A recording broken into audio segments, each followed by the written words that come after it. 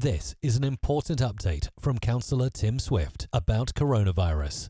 Please visit calderdale.gov.uk/coronavirus for more information. Hello, Tim Swift here, leader of Calderdale Council, with another short update on some of the things that we're doing as we respond to the crisis caused by the coronavirus. Last week, the government announced that the lockdown restrictions are continuing for another few weeks.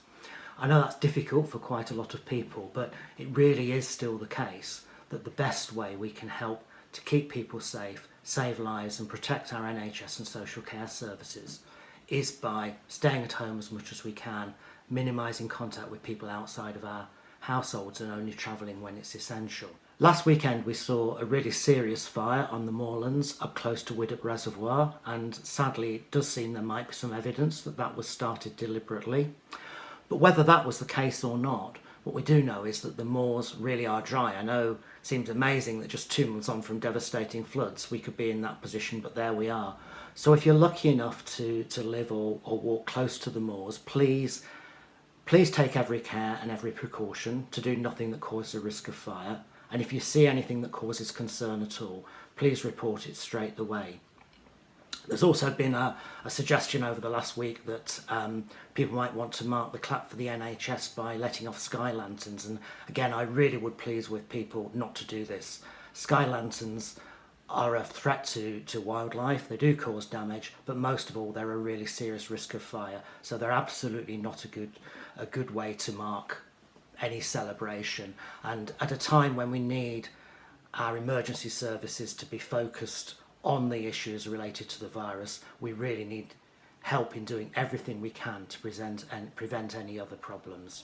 The coronavirus has asked lots of us to work in many different ways, and I'm very proud of the way that council staff have responded to this. In many cases that's involved people doing very different jobs to the one they're used to, whether that's the lifeguard at the swimming pool who's now working at the Gathering Place hub to help the homeless, or the road safety trainer who's training so that they can work in residential care. Many other examples of people not simply stepping above and beyond, but doing very different roles to the ones they expect they're employed and trained to do. Next week we're moving on to a new phase of this, when we'll be holding our first council cabinet meeting virtually using video technology, which, well, should be interesting. The papers for this meeting are already on the council website. We will be taking public questions at this, but because of the new technology we're using, what we'll be asking is for people to submit those questions by email in advance, and have a look on the meeting section of the website if you'd like to know a little bit more about this meeting and how it's going to work.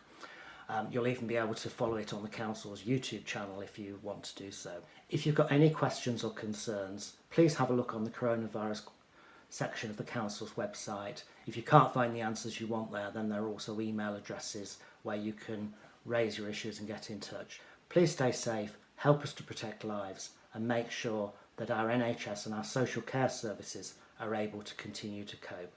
Thank you.